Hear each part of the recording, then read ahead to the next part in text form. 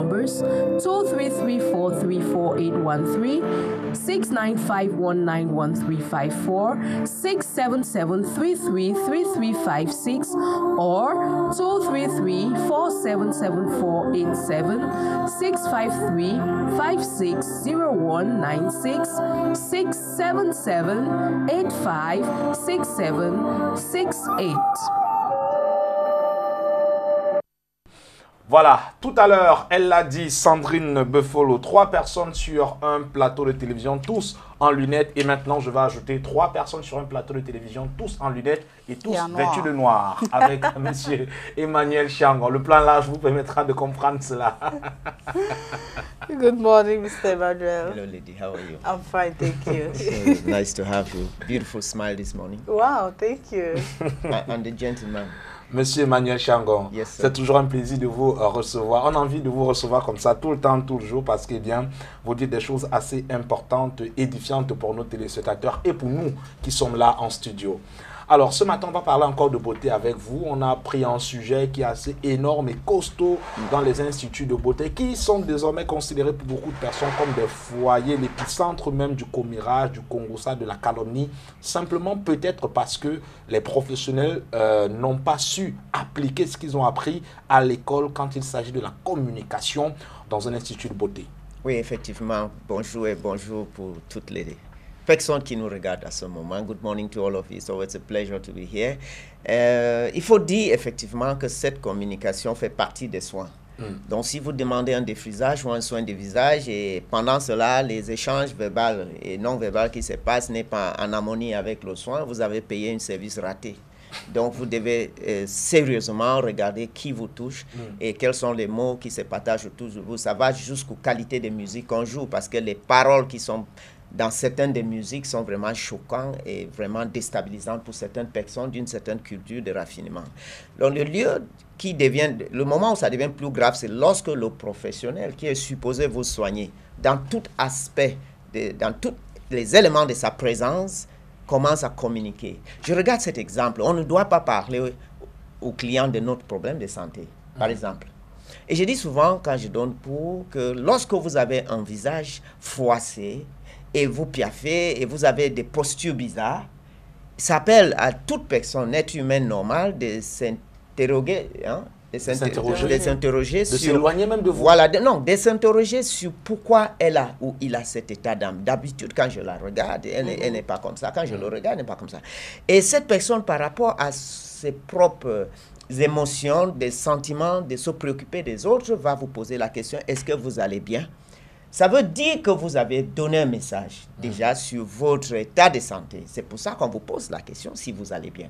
Ça veut dire donc que un professionnel va dire, je ne lui avais rien dit et c'est elle qui m'a posé la question si j'allais bien. Et donc je me sentais obligé de lui dire que j'ai une diarrhée, je ne sais pas quoi. Pourtant, elle a fait une communication non verbale. Il y avait une communication et cette communication pour nous est très sérieuse. Et lorsqu'on parle de notre problème de santé, on est en train de se plaindre à quelqu'un qui devait se préoccuper de son bien-être, qui devait prendre de l'énergie positive de vous pour affronter sa journée. Cette personne va aller jusqu'à parler des soins, des hôpitaux, des cours, ainsi de suite. Des fois, c'est une jeune professionnelle qui s'adresse à une maman. Et la maman va se sentir maintenant dans un état de pitié. Ça, ce n'est pas ce qu'on record dans un institut de beauté. On vient dans l'institut de beauté pour prendre des énergies positives qui se manifestent à travers un meilleur agencement des couleurs et des formes autour de nous et un état d'esprit élevé. Et ça, ce n'est pas ce qu'on vient acheter. Et lorsqu'on avance un peu, on va voir que cette personne maintenant qui est client n'attendra plus un service de niveau des niveaux attendus. Ça ne sera plus le service attendu parce qu'on sait que c'est un malade ou une malade qui est en train de donner ce service. We're just looking at this case of somebody who talks about their health issues. It may be consciously or unconsciously. It may be your frowning. It may be your bad posture. It may be the fact that you are sighing at every second. This message naturally touch humans who are clients, and they may be asking, interrogating on your state of health. Yeah. And you may find yourself talking about health issues which are not what we as professionals are supposed to share with people who come to us, who expect healthy people to take care of them and even improve on their own health and well-being. Okay, so you talked the last time about sound. Now it was really in relation to the professionals. Talking about a customer who comes into a salon, should that customer also be aware of the kind of sound that they come along with? Because there are people who would come, their phones are really very loud. They don't even know that they are disturbing the peace, the environment in which they find themselves. Absolutely. That's very important. It's the same thing when you talk loudly on phone. Good manners does not allow you to talk about your business. Est-ce que le contrat est déjà signé, virer 2 millions dans mon compte and all of that. You know, you listen to some clients speak like that. But most, from my experience in Viva Coiffure, clients who come in after 10 minutes, their behaviors change. It is the attitude of the place that make them. You know, we are dealing with enlightened people. You may be having some strange behavior, but when you look around and you listen that for 5-10 minutes, your voice is the only one that is being heard, automatically you will have a personal check.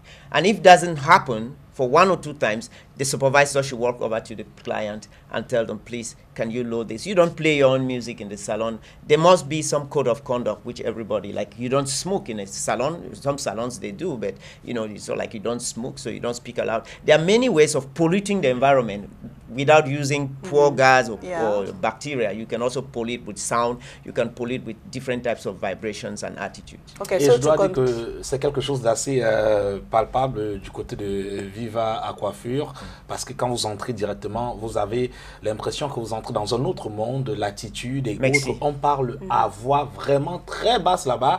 Il est même en haut, monsieur Emmanuel, il demande à celle qui est en bas de façon très basse, tu peux diminuer un peu le volume. Pourtant, il est en haut, elle est en bas, mais elle écoute. Parce qu'il n'y a pas de bruit qui vous permet de dire le contrat était signé.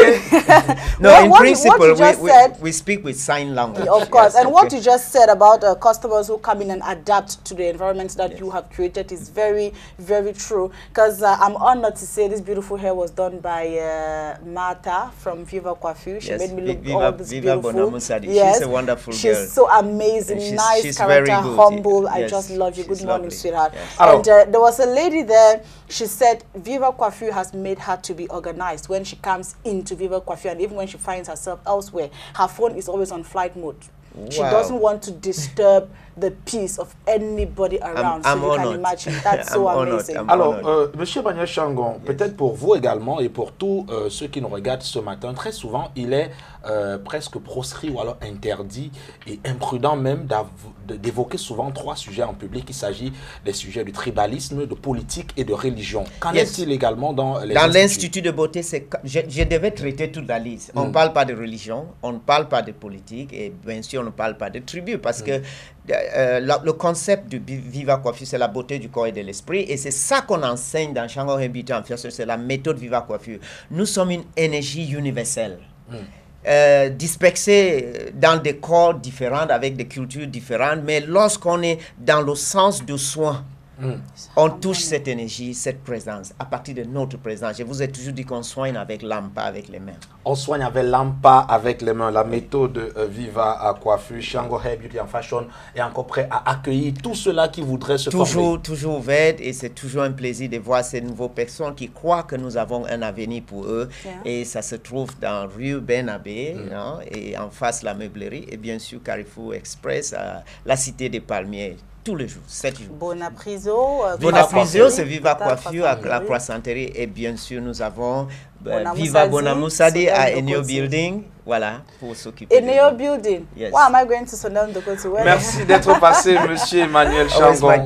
On vous retrouve la semaine prochaine pour encore tirer beaucoup de cette expérience que vous avez un peu plus de 30 ans dans le domaine de la beauté. Je crois qu'un de ces 4, il faudrait véritablement qu'on vous célèbre comme il se doit et pourquoi ne pas dans ce programme Good Morning Cameroun. Excellente journée à vous. Merci. Allez, un peu de sport maintenant s'impose ce matin à nous avec monsieur John-Paul Sama. Il nous rejoint pour nous parler de sport juste après la transition.